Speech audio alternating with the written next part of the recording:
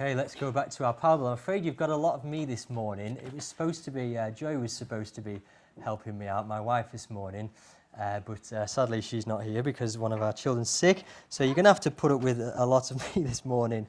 Let's turn back to the passage there in Luke chapter 18 and think about how this parable concludes. So we've seen these two men, the Mr. Pharisee and Mr. Tax Collector. We've seen two very different prayers, and now we come to the punchline of the parable.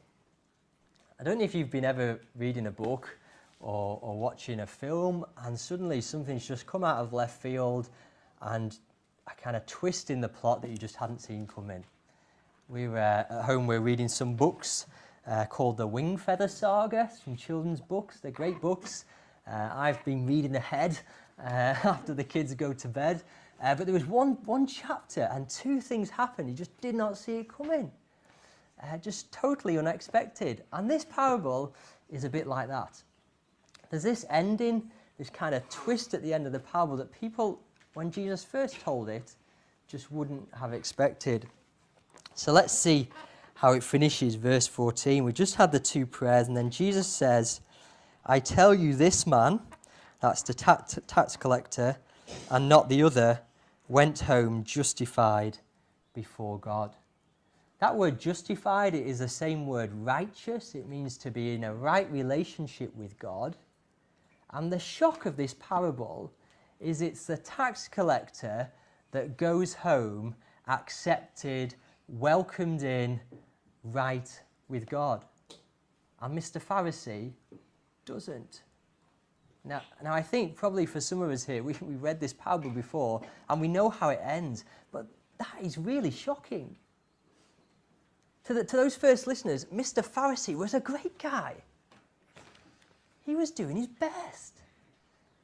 And Mr. Tax Collector, he's an outcast. He's a no-hoper. And yet he's the one that goes home accepted. Why is this the case? Why is it that Mr. Tax Collector is the one who welcomed in?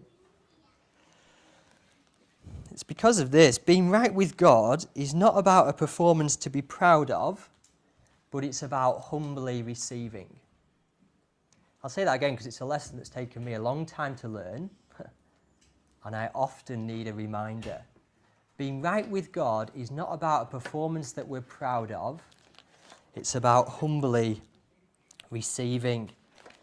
You see, no matter how hard we try, no matter how good we think we are, we cannot be right with God.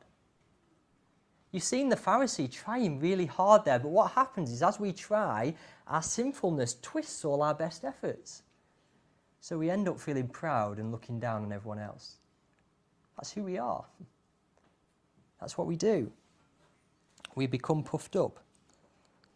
If we're going to be right with God, if we're going to get into his kingdom, we have to receive his mercy. We have to receive Jesus. That's the only way in. There is no other way.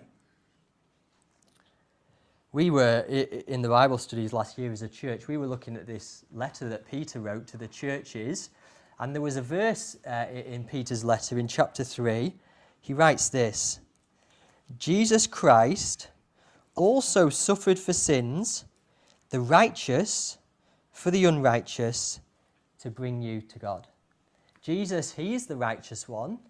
We are the unrighteous ones. Jesus suffered in our place that he might bring us to God. And now entering God's kingdom is just a matter of humbly receiving mercy that comes to us in the Lord Jesus Christ.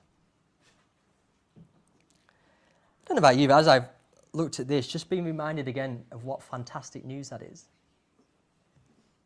What fantastic news that we get into God's kingdom, not through our performance, but through just receiving Jesus. That means the way into God's kingdom is open for all, for anyone who will receive the Lord Jesus. Anyone who will just come with empty hands, knowing they have nothing to offer except to ask for God's mercy. They'll get in. People who come with hands that are full, look at me, look what I've done, look how much I pray, look how much I read my Bible, look at what family I'm part of, look at how good I am. People who come with full hands like that, they're going to be turned away. I wonder this morning, do you come to God with empty hands? Do you come knowing that you have nothing to offer? Do you come just kind of resting your whole weight upon God's mercy?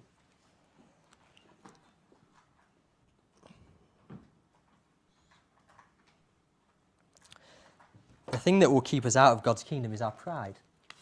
That's what will keep us out of God's kingdom, our pride, because we just won't humbly receive Jesus. And that means everyone who's part of God's kingdom is only part of God's kingdom because of what Jesus has done. You know, we had those pictures at the start, you know, the people who get into the boys' grammar, they can be smug because they've all passed their 11 plus. The people who get into the royal box, well, they might be smug because they've got an invite and they're wearing the right clothes. The people who get to the final of Britain's Got Talent, they might feel they're better than other people because they've got certain gifts and talents.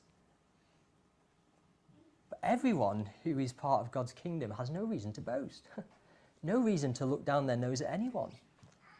Because they're only there because Jesus is merciful.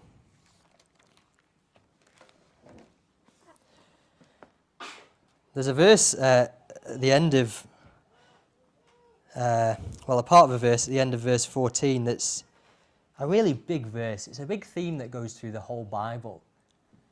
And Joey was going to try and teach us this. She had a song.